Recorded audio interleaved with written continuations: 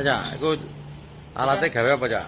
Ya, karena motor ini kan sudah rubahannya dari 150 menjadi 210 cc. Otomatis otak komputernya dia wajib diganti. Ini kan mari kita bilang kita perlu mengganti dengan ECU aftermarket. Kebetulan ini kita pakai produk BRT yang kita bisa setting bensinnya itu seberapa boros, kemudian pengapiannya itu mau di berapa derajat, bahkan limiternya juga kita bisa rubah.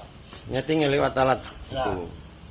ECU ini tuh bisa disetting dengan tiga cara. Salah satunya remote, kemudian HP Android, dan juga bisa ke laptop.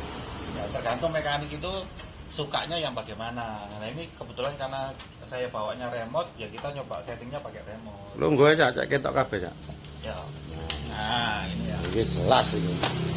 Jadi yang pertama sebenarnya kalau kita lihat di ECU BRT ini ada beberapa menu ya, ini awal ya. Nah, ini adalah untuk mengkalibrasi throttle. Jadi antara ini throttle itu ketika kita mainkan gasnya, nah, dia akan berubah dari 0 sampai 100%. 0 sampai 100. Nah, dia bisa naik sampai 100%. Ini karena Kalibrasi. bicara masalah gas ini, TPS-nya, throttle position sensor.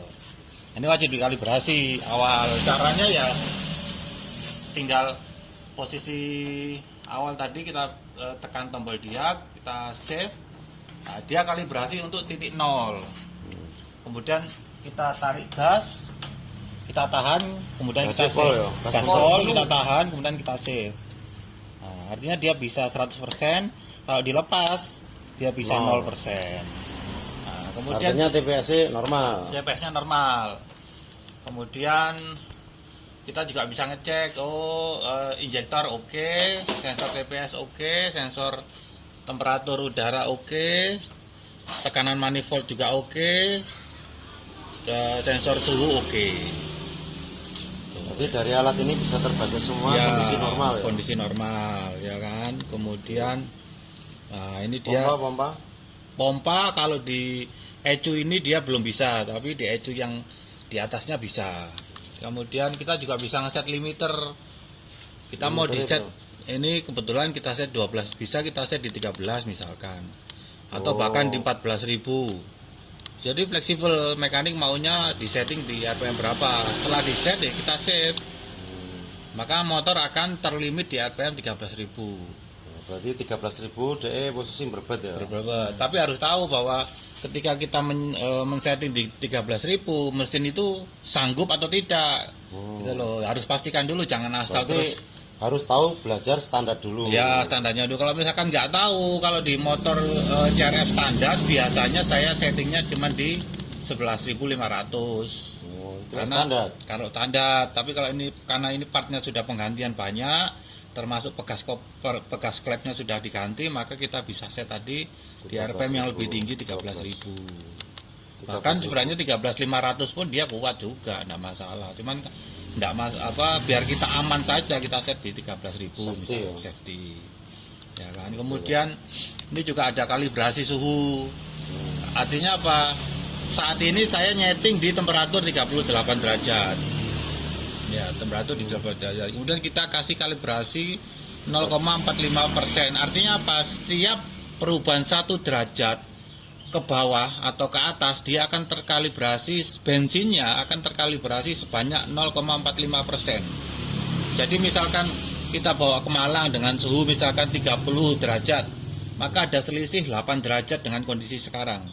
Maka kalibrasi bensin yang disemprotkan adalah 8 derajat tadi, selisihnya dikalikan dengan 0,45. Maka bensinnya akan lebih sedikit, 0,45 kali 8 derajat tadi dikalikan dengan data yang ada sebenarnya di sini berapa. Berarti suhunya lebih kecil, suplainya lebih irit. Lebih irit. Ya, dia bisa terkalibrasi otomatis. Lah biasanya beberapa anak-anak mekanik itu jarang nyeting ini. Jadi ketika di setting sekarang enak, dibawa ke kota dingin beda lah, karena memang kalibrasi suhunya nggak pernah disetting. Toleransi ya, berarti setelan 38 derajat hari ini ya, kondisi saat ini. Kalau di sekarang kita di Sidoarjo ini kan suhunya sekitar segituan lah.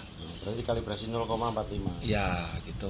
Oke. Suhu. Kemudian ada beberapa menu lainnya, misalkan auto timing. Auto timing ini adalah untuk mencegah misalkan mesin itu panas. Kalau kita bicara misalkan di sini anggaplah 120 derajat, misal gini ya. Artinya adalah ketika mesinnya mencapai suhu 120 derajat, maka pengapaiannya akan diturunkan 5 derajat. Kenapa diturunkan? Supaya mesin tidak panas. Gak macet. Ya, akhirnya mesinnya tidak macet. Jadi untuk menjaga juga, memproteksi Keamanan lagi. Ya. Jadi banyak menu-menunya sih sebenarnya yang bisa disetting fleksibel banget. Nah, sekarang dinyalakan ya. Oke, Tahu itu wis anu to poinnya di situ toh. ya poin-poinnya di situ sih. Nanti lebih lanjutnya sih sebenarnya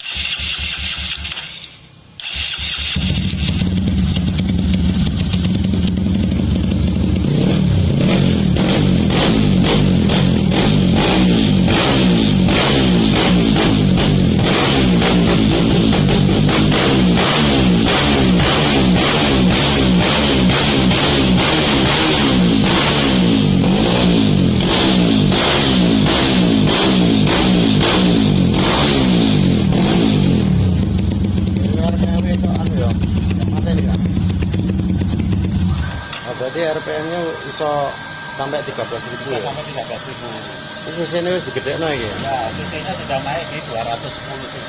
Oke. Ya wis, kesimpulannya Pak Hermanu, sampean nunggu. Ya, kesimpulannya adalah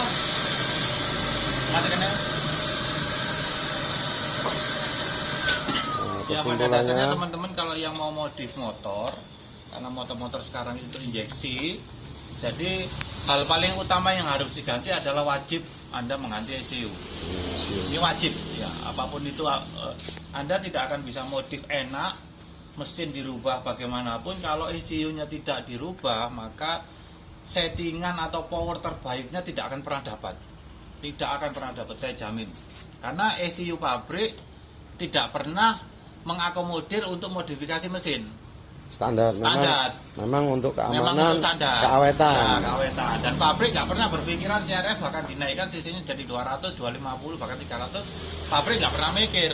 Makanya ECU-nya hanya untuk mensuplai 150.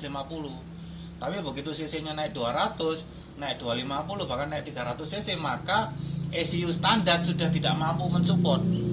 Percuma. Nah, wajib diganti. Kalau dipaksa ECU standar bagaimana? Mesin akan settingannya terlalu kering. Terlalu kering akhirnya panas. Lah kalau panas pasti rawan jebol, rawan macet gitu. Jadi paling vital memang teman-teman harus mengganti. Utaknya ya? Ya, utaknya di sini. Jadi intinya percuma cc besar, tenaga besar, putaran tinggi, tapi kalau mangane gak akeh, mangane gak sesuai yang dibutuhkan. Betul. Tapi ujung-ujung tetap ganti ECU ya. ECU ini wajib. Oke, terima kasih Pak Hermanu penjelasannya. Mudah-mudahan bisa buat belajar. Selamat belajar.